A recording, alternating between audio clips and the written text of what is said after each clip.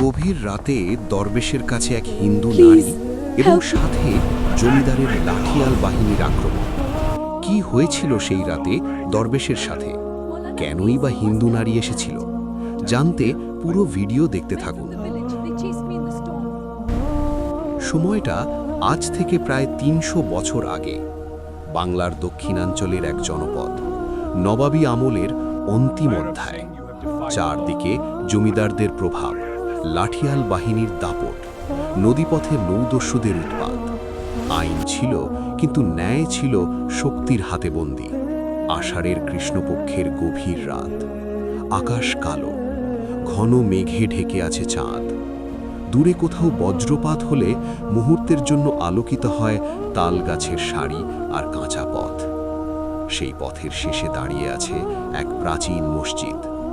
লাল পোড়া ইটের গাঁথুনি, মোটা দেয়াল, ছোট গম্বুজ, মিনারে ঝোলানো পিতলের ফানুস।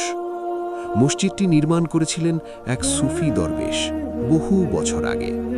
মসজিদের ভেতরে মাটির তেলের প্রদীপ জ্বলছে, দেয়ালে আরবি ক্যালিগ্রাফি, কার্পেটের বদলে পাটের চট। রাতের শেষ প্রহরে তাহাজ্জুদের নামাজে মগ্ন তরুণ ইমাম মৌলানা ইয়াহিয়া। তার বয়স ৩০-এর কম, লম্বা দেহ, কাঁধ পর্যন্ত চুল, মাথায় সাদা পাগড়ি, কোমরে বাঁধা আছে একটি খাপ ঢাকা তলোয়ার। যুগের প্রয়োজনেই ইমামদের অনেক সময় আত্মরক্ষার প্রস্তুতি রাখতে হতো, কারণ তখনকার বাংলায় ধর্মীয় নেতারাই অনেক সময় গ্রামবাসীর নৈতিক ও সামাজিক আশ্রয় ছিলেন।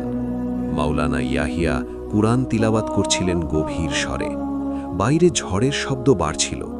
হঠাৎ বাতাসের সাথে মিশে এলো এক নারী কণ্ঠের আর্তচিৎকার, দয়া করুন, আশ্রয় দিন, আমাকে রক্ষা করুন।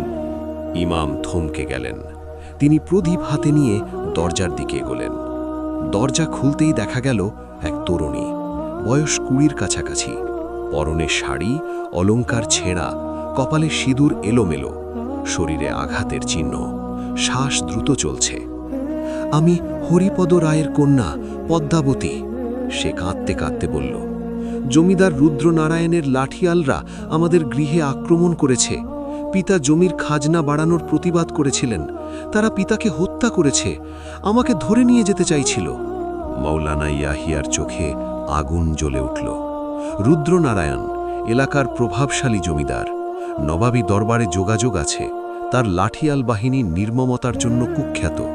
কন্যা, তুমি এখন আল্লাহর ঘরে দাঁড়িয়ে আছো। ইমাম শান্ত অথচ দৃঢ় স্বরে বললেন, এখানে অন্যায় প্রবেশ করবে না। তিনি তাকে মসজিদের পেছনের গোপন কক্ষে নিয়ে গেলেন, একটি ছোট কুঠুরি, যেখানে একসময় সুফি দরবেশ ইতিকাফ করতেন। কিছুক্ষণ পরেই মসজিদের দরজায় প্রচণ্ড ধাক্কা। দরজা খোল মাওলানা, গর্জে উঠল কণ্ঠ। বাইরে ৫-৬ জন লাঠিয়াল, হাতে বল্লম, দা, বাঁশের লাঠি। সামনে দাঁড়িয়ে আছে রুদ্রনারায়ণের সর্দার ভৈরব সিংহ। ইমাম দরজা খুললেন। প্রদীপের আলোয় তার মুখ দৃঢ়। ভৈরব বলল, এক হিন্দু কন্যা এখানে আশ্রয় নিয়েছে, তাকে আমাদের হাতে তুলে দাও, জমিদারের আদেশ। ইমাম শান্ত স্বরে বললেন, এই গৃহ আল্লাহর, এখানে অত্যাচারীর আদেশ চলে না। ভৈরব হেসে উঠল, তুমি কি জমিদারের বিরোধিতা করবে? জানো তার ক্ষমতা? ইমাম ধীরে ধীরে তলোয়ারের খাপ খুললেন। ধাতব শব্দ রাতের নীরবতা ভেঙে দিল। ক্ষমতা আল্লাহর, আর একজন নিরপরাধকে রক্ষা করা আমার ফরজ। ভৈরব চিৎকার করল, আক্রমণ!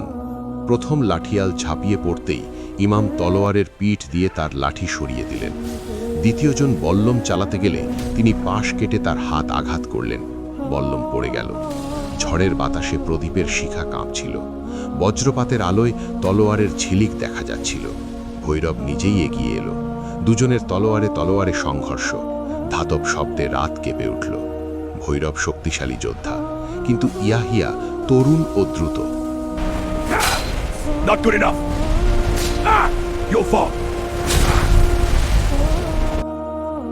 কয়েক দফা আঘাত প্রতিহত করে তিনি ভৈরবের তলোয়ার ফেলে দিলেন। তার গলায় তলোয়ার ঠেকিয়ে বললেন, ফিরে যাও, নতুবা আজ এখানেই শেষ। ঠিক তখনই মিনার থেকে ইমাম উচ্চস্বরে তাকবীর দিলেন, আল্লাহু আকবার।